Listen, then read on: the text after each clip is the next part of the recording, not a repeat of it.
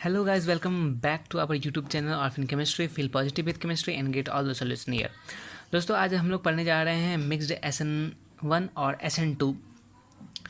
तो ये हमारा फ्लो चार्ट का सबसे लास्ट वाला रिएक्शन मैकेनिज़्म है, लेकिन इसके बाद भी कुछ रिएक्शन मैकेनिज़्म लेफ्ट बच जाते हैं जो हम लोग आगे की वीडियोज़ में डाल देंगे। तो मैं चाहूँगा कि मिक्स्ड SN1 और SN2 रिएक्शन मैकेनिज़्म के बारे में बताने से पहले मैं आपको ये बता दूं कि आप लोग SN1 और SN2 रिएक्शन बारे में ज़रूर पढ़ लें, जो हमारे प्लेलिस्ट में वीडियो पहले से डाला गया है। सारी बातें SN1 मिक्स SN1 SN2 में SN1 और SN2 से ही को रिलेटेड है। और ऐसे लोग जो बिल्कुल भी मेहनत नहीं करना चाहते हैं प्लेलिस्ट में जाकर 27 मिनट या 30 मिनट का वीडियोस देखने का, उसके लिए मैं यहाँ पे छोटा सा नॉलेज दे देता हूँ, ब्रीफ नॉलेज SN1 और SN2 के कुछ इंपॉर्टेंट पॉइंट्स का। ठीक है, तो SN1 और SN2 से रिलेटेड जो पॉइंट्स हैं मैं यहाँ पे हल्के से मैं बता देता हूँ कि SN डिपेंड करता है। तो ये बातें हैं SN1 और SN2 से रिलेटेड जो जानना चाहिए था, इतना सा। अब हम लोग बढ़ते हैं SN1 और मिक्स्ड SN1 और SN2 रिएक्शन मैकेनिज़्म के बारे में, जो कि बॉर्डर लाइन मैकेनिज़्म है SN1 और SN2 के। तो हम लोग मिक्स्ड SN1 और SN2 अब पढ़ने जा रहे हैं। तो इस SN रिएक्शन मैकेनिज्म के बारे में बता दे कि ये रिएक्शन मैकेनिज्म जिसे यहाँ पे लिखा हुआ है कि some reactions of a given substrate under a given set of conditions display all the characteristics of SN1 and SN2। यानी कि ये रिएक्शन मैकेनिज्म जो है मिक्स्ड SN1 और SN2 इन बिटवीन है किसके, मिक्स्ड SN1 एंड SN2 जो है वो इन बिटवीन है किसके, SN1 और SN2 के। ठीक है, यानी कि एक बॉर्डर लाइन मैकेनिज़्म है जो कि SN1 और SN2 प्रोडक्ट का फॉर्मेशन करता है। यानी कि एक ही रिएक्शन जिसमें SN1 प्रोडक्ट भी बनता है और SN2 प्रोडक्ट भी बनता है। अब डिपेंड करता है कि रिएक्शन का कंडीशंस क्या है। अगर 3 डिग्री सबस्ट्रेट हम लोग लेते हैं तो हम लोग जानते हैं कि SN1 रिएक्शन की तरफ फेवर करेगा रिएक्शन, लेकिन ऐसा नहीं है कि सिर्फ SN1 का ही प्रोडक्ट बनेगा। अगर हम 3D सबस्ट्रेट लेते हैं तो 80% मान लेते हैं कि मेजॉरिटी SN1 रिएक्शन की होगी, लेकिन 20% जो होगा वो SN2 प्रोडक्ट का भी फॉर्मेशन करेगा। ठीक है, तो मिक्स्ड SN1 और SN2 में हम लोग क्या देखते हैं कि दोनों प्रोडक्ट बनता है, SN1 प्रोडक्ट भी बनता है और SN2 प्रोडक्ट भी बनता है। यानी कि ऐसे कुछ सबस्ट्रेट ले लेंगे, कुछ सॉल्वेंट ले लेंगे जो कि फेवर करेगा किसी एक रिएक्शन मैकेनिज्म को, कोई एक रिएक्शन मैकेनिज्म जो है वो डोमिनेट कर जाएगा। तो मिक्स्ड SN1 और SN2 समझने के लिए हम लोग 2 थ्योरीज को पढ़ते हैं। पहला थ्योरीज है इंटरमीडिएट बिहेवियर और दूसरा थ्योरीज है सिमुल्टेनियस बिहेवियर और सिमुल्टेनियस ऑपरेशन। तो पहला जो है वो क्या है, इंटरमीडिएट बिहेवियर। ठीक है, और दूसरा जो है वो हम लोग पढ़ते हैं वो क्या है, सिमुल्टेनियस ऑपरेशंस। मैं दोनों थ्योरीज के बारे में बताऊंगा, लेकिन अभी हम लोग इंटरमीडिएट बिहेवियर के बारे में कुछ पॉइंट्स जान ले कि इसके बारे में क्या कहा गया है। तो सबसे पहले ये जो थ्योरीज है वो किसने दिया था, इट इज़ गिवन बाय स्निन। ओके, उन्होंने ये प्रपोज किया था कि जो मिक्स्ड SN1 और SN2 का जो प्रोडक्ट बनता है, यानी कि एक ही रिएक्शन जो SN1 और SN2 दोनों प्रोडक्ट देता है, उसका क्या पॉसिबिलिटीज़ है, आखिर वो किस रिएक्शन मैकेनिज्म से होकर जाता है, क्या मैकेनिज्म रहा होगा उसका। तो स्निन ने दिया था और दूसरा उन्होंने कहा था कि ये जो मैकेनिज्म है मिक्स्ड SN1 और SN2 की, वो mechanism is neither mechanism that is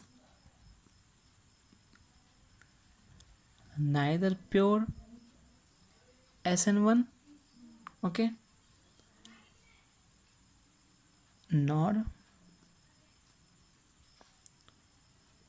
pure SN2, but some in between type। यानी कि ये प्योर SN1 रिएक्शन को भी नहीं दिखाएगा, ना ही प्योर SN2 रिएक्शन मैकेनिज्म को दिखाएगा, लेकिन ये इन बिटवीन यानी कि बॉर्डर लाइन मैकेनिज्म होता है। और जो ये रिएक्शन मैकेनिज्म जो जाता है वो किस मैकेनिज्म से होकर जाता है, तो आयन पेयर मैकेनिज्म से होकर जाता है, इन्होंने ऐसा कहा था। तो हम लोग ये लिखते हैं कि all SN1 and SN2 reactions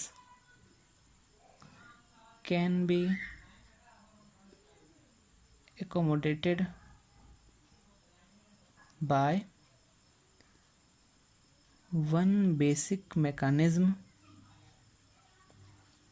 जो क्या है, आयन पेयर मैकेनिज्म।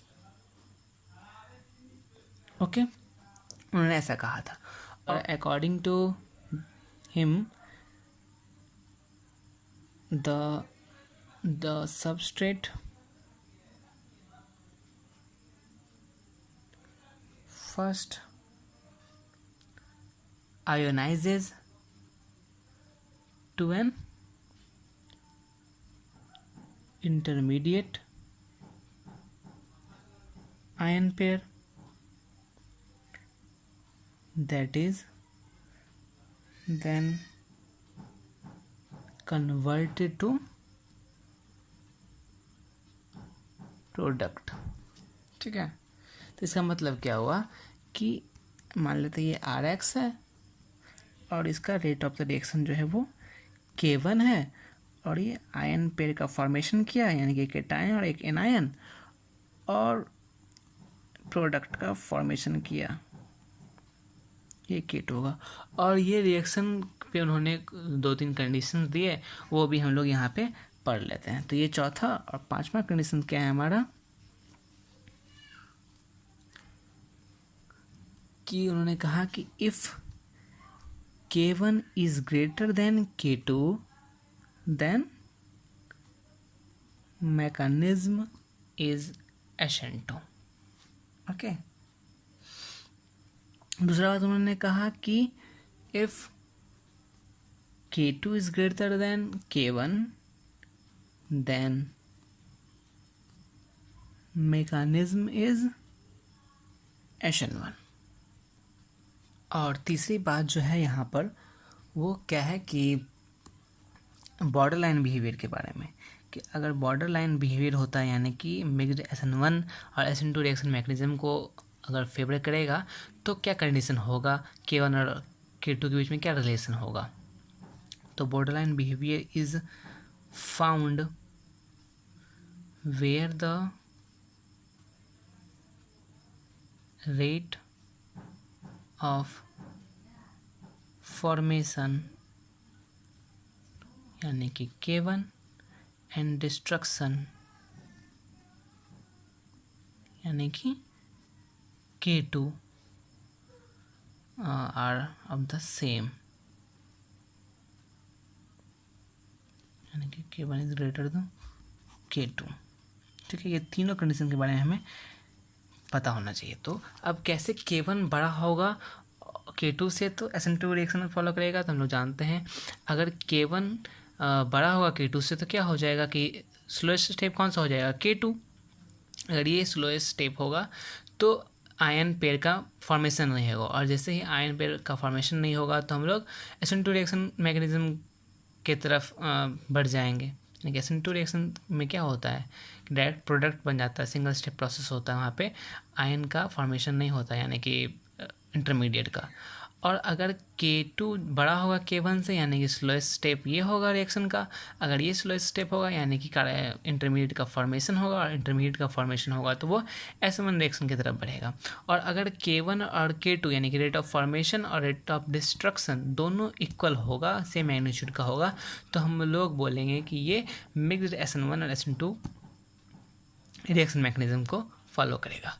अब हम लोग चलते हैं इसके सिमल्टेनियस ऑपरेशंस के बारे में, इस थ्योरीज के बारे में पढ़ने के लिए।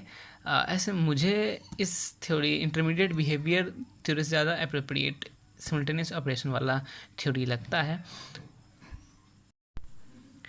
ये रहा सिमल्टेनियस ऑपरेशंस, जो दूसरा थ्योरी था मिक्स्ड SN1 और SN2 के लिए। तो इस थ्योरी के हिसाब से इसमें ऐसा कहा गया है कि मान लेते हैं हम लोग एक फ्लास्क में कोई रिएक्शन ले रहे हैं, उसमें पॉसिबिलिटीज़ है, ऐसे सबस्ट्रेट हमने डाला है कि उसमें पॉसिबिलिटीज़ है SN1 और SN2 दोनों प्रोडक्ट के फॉर्मेशन का, यानी कि मेजोरिटी में SN1 का फॉर्मेशन होगा तो minor product as SN2 reaction mechanism को फॉलो करके प्रोडक्ट बनाएगा।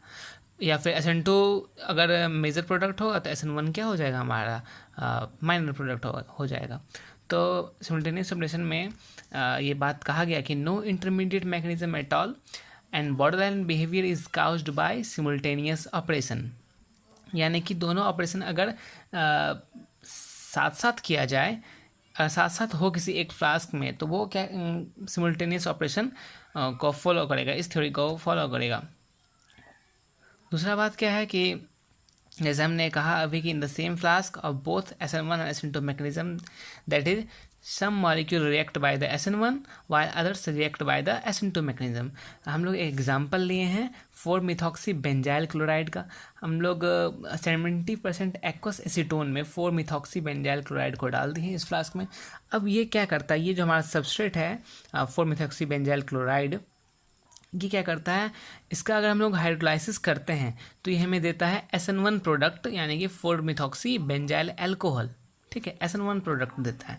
लेकिन इसी का अगर हम लोग एजाइड के साथ रिएक्शन करवाते हैं तो हम लोग ये क्या पाते हैं कि 4-मिथॉक्सी बेंजाइल एजाइड पाते हैं, जो कि हमारा SN2 प्रोडक्ट है। ठीक है, तो हमें क्या मिल रहा है कि एक ही फ्लास्क में क्या हो रहा है कि अगर हम लोग हाइड्रोलाइसिस कर रहे हैं तो हम लोग SN1 रिएक्शन मैकेनिज्म प्रोडक्ट का फॉर्मेशन हो रहा है, और अगर हम लोग इसका एजाइड के साथ रिएक्शन करवा रहे हैं तो SN2 पाथवे से हमारा प्रोडक्ट का फॉर्मेशन हो रहा है।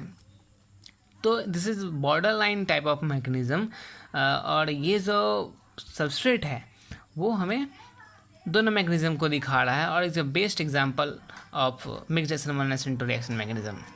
यहाँ पे हमने लिखा भी है इस प्रोडक्ट के बारे में कि conversion to four methyl methoxy benzyl alcohol occurs by an SN1 mechanism, और इसके बारे में लिखा है कि alcohol is still a product. ये जो हमारा प्रोडक्ट बनेगा एजाइड का जो फॉर्मेशन होगा उसमें ऐसा नहीं होगा कि अल्कोहल हमें ये वाला प्रोडक्ट नहीं मिलेगा, SN1 का प्रोडक्ट नहीं मिलेगा, ये भी प्रोडक्ट मिलेगा, लेकिन जो मेजर प्रोडक्ट होगा वो SN2 का प्रोडक्ट होगा, क्योंकि सारा कंडीशंस उस पर उसको फेवर कर रहा है। इस वजह से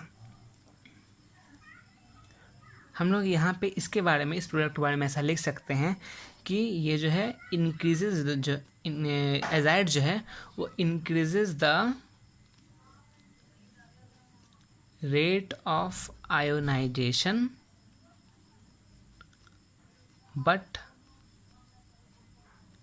decreases the rate of hydrolysis. ठीक है, यानी कि SN2 mechanism for azide formation, ठीक है। अब ये बातें हम लोग देख लिए कि कौन कौन सा ये जो सबस्ट्रेट पे कैसे डिपेंड करता है और सॉल्वेंट पे कैसे डिपेंड करता है, SN1 और SN2 कैसे मिक्सअप हो जाता है और कैसे हम लोग बांट सकते हैं इसको। और तीसरी बात जो है कि यहाँ जो हमारा ये जो ग्रुप है पैरा पोजीशन पे मिथॉक्सी, ये भी जो है वो फैक्टर्स है, सभी फैक्टर्स में से एक फैक्टर है जो कि ये SN1 रिएक्शन की तरफ प्रोडक्ट जाएगा या फिर SN2 की तरफ प्रोडक्ट जाएगा, वो इस पर भी डिपेंड करता है। ये हमारा क्या है, इलेक्ट्रॉन डोनेटिंग ग्रुप है मिथॉक्सी ग्रुप। लेकिन अगर इसके जगह पे हम लोग इलेक्ट्रॉन विथड्रॉइंग ग्रुप ले ले, ठीक है, जो कि इलेक्ट्रॉन खींचता हो इस बेंजीन रिंग से, तो वो क्या करेगा कि बेंजीन रिंग से वो इलेक्ट्रॉन अगर खींचेगा तो ये दो बॉन्ड के बीच में कार्बन के बीच में जो है और पोलरिटी जनरेट हो जाएगी। इस वजह से क्या हो जाएगा कि वो बॉन्ड पोलर हो जाएगा और SN1 रिएक्शन को फॉलो करेगा। यानी कि अगर हम लोग पारा पोजीशन पे सब्स्टिट्यूएंट जो है वो अगर इलेक्ट्रॉन विथड्रॉइंग ग्रुप होगा, जैसे कि NO2 होगा, Cl होगा, ठीक है, ये सब होगा, तो हम लोगों का क्या हो जाएगा, वो प्रोडक्ट SN1 की तरफ शिफ्ट हो जाएगा। ठीक है, अगर इलेक्ट्रॉन डोनेटिंग ग्रुप होगा वहाँ पर, ठीक है, पैरा पोजीशन पे, तो हम लोग देख रहे हैं SN2 की तरफ वो रिएक्शन मूव करेगा, तो CS3 जैसे होगा या फिर OCS3 होगा, तो ये हमें कौन सा प्रोडक्ट देगा, SN2 की तरफ प्रोडक्ट के लिए फेवर करेगा। ठीक है, अब हम लोग चलते हैं कि सबस्ट्रेट का नेचर कैसा होना चाहिए, फिर कंसंट्रेशन पे कैसे डिपेंड करता है, न्यूक्लियोफाइल की रिएक्टिविटी क्या होती है, और सॉल्वेंट पे क्या है, क्या इफेक्ट करता है, इस सब के बारे में। तो ये हमारा nature of substrate for border line mechanism. तो हम लोग जानते हैं कि 3 डिग्री कार्बोकेटाइन जो होता है वो कौन सा टाइप का रिएक्शन शो करता है, SN1 रिएक्शन मैकेनिज्म को प्रिफेयर करेगा, क्योंकि सबसे अच्छा स्टेबल कार्बोकेटाइन का फॉर्मेशन करेगा। ठीक है, तो ये SN1 रिएक्शन को फेवर करेगा। अगर 1 डिग्री कार्बोकेटाइन का फॉर्मेशन हो रहा है तो ये 1 डिग्री अगर कार्बोकेटाइन होगा या फिर 1 डिग्री सबस्ट्रेट होगा, एल्किल हैलाइड होगा, तो वो कौन सा रिएक्शन को फेवर करेगा, ये रेट जो है वो रेट ऑफ रिएक्शन SN2 को प्रेफर करेगा। ठीक है, लेकिन बात तब कन्फ्यूज़न वाली आ जाती है जब 2 डिग्री कार्बोकेटाइन होता है। तो 2 degree carbocation generally SN2 reaction को SN2 रिएक्शन मैकेनिज्म को फॉलो करता है, लेकिन ये एक्सपेरिमेंटल कंडीशन पे भी डिपेंड करता है कि हमारा सॉल्वेंट का क्या इफ़ेक्ट रहेगा, सबस्ट्रेट में जो सब्सटेंट होंगे उसका क्या इफ़ेक्ट होगा, न्यूक्लियोफिलिसिटी या रिएक्टिविटी ऑफ न्यूक्लियोफाइल कैसा होगा। तो इन सभी बातों पे 2 डिग्री कार्बोकेटाइन का डिपेंड करता है। अगर 3 डिग्री कार्बोकेटाइन या 3 डिग्री एल्किल हैलाइड हमें सबस्ट्रेट में हो तो हम लोग समझ जाएंगे कि SN1 रिएक्शन मैकेनिज्म जो है इस रिएक्शन में डोमिनेट कर जाएगा। 1 डिग्री होगा एल्किल हैलाइड तो समझ जाएंगे कि SN2 रिएक्शन जो है यहाँ पे डोमिनेट करेगा। लेकिन ऐसा नहीं है कि सिर्फ SN2 बनेगा, SN1 भी बनेगा। ठीक है, लेकिन अगर 2 डिग्री कार्बोकेटाइन होगा तो जनरली SN2 होता है, लेकिन एक्सपेरिमेंटल कंडीशंस पे भी ये डिपेंड करता है। तो ये था हमारा nature of substrate for border line mechanism. अगर हम लोग कंसंट्रेशन का बात किया जाए कि सबस्ट्रेट का या न्यूक्लियोफाइल का कंसंट्रेशन पे रेट ऑफ रिएक्शन किस तरह से डिपेंड करता है, वो है कि SN1 के लिए क्या हम लोग जानते हैं कि SN1 के लिए रेट जो है वो कैसा है, K1 is equal to concentration of substrate, यानी कि ओनली डिपेंड्स करता है सबस्ट्रेट के कंसंट्रेशन पे। SN2 के लिए क्या है, रेट जो है वो डिपेंड करता है सबस्ट्रेट की कंडीशन पे एज वेल एज न्यूक्लियोफाइल के भी कंसंट्रेशन पे। ओके, लेकिन मिक्स्ड SN1 और SN2 के लिए क्या हो जाएगा, इसके लिए रेट जो होगा वो दोनों पे डिपेंड करता है, क्योंकि दोनों रिएक्शंस यहाँ पे हो सकता है। तो K2 यानी कि SN2 के सबस्ट्रेट पे के कंसंट्रेशन पे और उसके न्यूक्लियोफाइल के कंसंट्रेशन पे प्लस K1 यानी कि SN1 के रेट ऑफ रिएक्शन और सबस्ट्रेट के कंसंट्रेशन पे। तो ये था हमारा मिक्स्ड SN1 SN2 का रेट इक्वेशन, यानी कि उसका रेट जो है वो SN2 के सबस्ट्रेट पे और न्यूक्लियोफाइल के दोनों के कंसंट्रेशन पे डिपेंड करता है, जबकि SN1 के सबस्ट्रेट के कंसंट्रेशन पे भी डिपेंड करता है। तो इसमें देखने वाली बात है कि SN1 मिक्स्ड SN1 और SN2 में का जो रेट होता है उसका हम लोग न्यूक्लियोफाइल का कंसंट्रेशन इंक्रीज़ कराएंगे तो रेट तो इंक्रीज़ होगा। न्यूक्लियोफाइल का कंसंट्रेशन मान लेते हैं हम लोग इंक्रीज़ करा दिए तो रेट क्या हो जाएगा, इंक्रीज़ होगा। लेकिन चूँकि SN1 में सबस्ट्रेट पे डिपेंड करता है, न्यूक्लियोफाइल के कंसंट्रेशन पे तो डिपेंड करता ही नहीं है, तो इसके रेट ऑफ रिएक्शन में कोई चेंजेस नहीं होगा। यानी कि इसका प्रोडक्ट अगर 20% बन रहा है तो वो 20% पे ही कांस्टेंट रहेगा, और इसकी न्यूक्लियोफिलिसिटी बढ़ाते जाएंगे या फिर कंसंट्रेशन बढ़ाते जाएंगे तो इसके रेट ऑफ रिएक्शन रेट बढ़ता जाएगा, प्रोडक्ट का अमाउंट बढ़ता जाएगा। इसी तरह से अगर घटाएंगे तो न्यूक्लियोफाइल की कंसंट्रेशन घटाएंगे तो रेट ऑफ रिएक्शन भी घटेगा। अब हम लोग आते हैं रिएक्टिविटी ऑफ न्यूक्लियोफाइल पे। तो रिएक्टिविटी ऑफ न्यूक्लियोफाइल क्या कहता है, तो रिएक्टिविटी ऑफ न्यूक्लियोफाइल कहता है कि अगर मिक्स्ड SN1 SN2 में क्या होता है, दोनों रिएक्शन होता है, SN1 भी होता है और SN2। हम लोग को पता है कि SN1 में न्यूक्लियोफाइल के कंसंट्रेशन पे डिपेंड नहीं करता है, नहीं डिपेंड करता है कि ये कैसा रिएक्टिव है, पुअर न्यूक्लियोफाइल है, स्ट्रॉन्ग न्यूक्लियोफाइल है। तो SN1 को कोई फ़र्क नहीं पड़ता है कि न्यूक्लियोफाइल का कंसंट्रेशन कैसा है, उसका नेचर क्या है। लेकिन SN2 पे बहुत इफेक्ट पड़ता है। SN2 पे को स्ट्रॉन्ग न्यूक्लियोफाइल चाहिए, चूँकि वो स्ट्रॉन्ग न्यूक्लियोफाइल होगा तो लिविंग ग्रुप को और अच्छे तरीके से वो वहाँ से लीव करा देगा कार्बन से। तो SN2 के लिए क्या चाहिए, रिएक्टिविटी न्यूक्लियोफाइल कैसी होनी चाहिए, स्ट्रॉन्ग न्यूक्लियोफाइल होना चाहिए और बिगर साइज़ का होना चाहिए।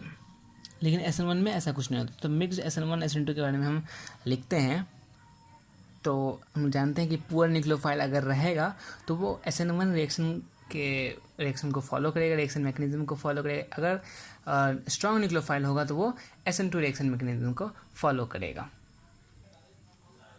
और लास्ट बात जो है फैक्टर्स में, इसमें सॉल्वेंट के बारे में। तो सॉल्वेंट क्या है कि हम लोग जानते हैं कि SN1 रिएक्शन में अगर क्या होता है कि हम RX बॉन्ड को आयनाइज कराना होता है, तो आयनाइज के लिए क्या होना चाहिए, हमारा सॉल्वेंट पोलर होना चाहिए। तो अगर पोलर सॉल्वेंट होगा, polar solvent with high dielectric constant, high dielectric constant increases the rate of SN1 reaction। ठीक है, यानी कि पोलर सॉल्वेंट अगर होगा तो वो SN1 रिएक्शन के रेट को इंक्रीज कराएगा। और अगर नॉन पोलर सॉल्वेंट होगा तो क्या हो जाएगा, non polar solvent always favours SN2 reaction pathway. ठीक है, तो इसके जो कुछ फैक्टर्स थे उसको हमने डील किया है, जैसे नेचर ऑफ सबस्ट्रेट क्या था, कंसंट्रेशन क्या था, रिएक्टिविटी ऑफ न्यूक्लियोफाइल क्या थी, सॉल्वेंट किस तरह से अफेक्ट कर रहा था। तो हम लोग जानते हैं मिक्स्ड SN1 SN2 रिएक्शन में क्या जानना है, हम लोगों ने समझा कि एक ही फ्लास्क में है, यानी कि एक ही रिएक्शन होना है, उसमें दोनों की पॉसिबिलिटीज़ है। SN1 रिएक्शन मैकेनिज़्म भी हो सकता है और SN2 रिएक्शन मैकेनिज़्म भी हो सकता है। अब बात यहाँ पे आकर फंस जाती है कि हम जो एक्सपेरिमेंट करने जा रहे हैं, रिएक्शन जो करने जा रहे हैं, उसका कंडीशन क्या है। अगर कंडीशन SN1 रिएक्शन को फॉलो करेगा तो हमारा मेजर प्रोडक्ट SN1 होगा। अगर कंडीशन SN2 को फॉलो करेगा तो हमारा मेजर प्रोडक्ट SN2 होगा। ठीक है, तो ये बहुत रेयर रिएक्शन मैकेनिज्म है, तो इसलिए हम लोग इसके बारे में बहुत कम ही पढ़ते हैं। ठीक है, तो लाइक कीजिएगा, सब्सक्राइब कीजिएगा और बेल आइकन्स भी दबा दीजिए, जिससे आपको अपडेटेड वीडियोस की नोटिफिकेशन आते रहें और हमारे चैनल से आप जुड़े रहें लगातार। और आपको इस वीडियो से रिलेटेड किसी तरह का क्वेश्चंस दिमाग में आ रहा हो तो आप कमेंट सेक्शन में पूछ सकते हैं। Thank you.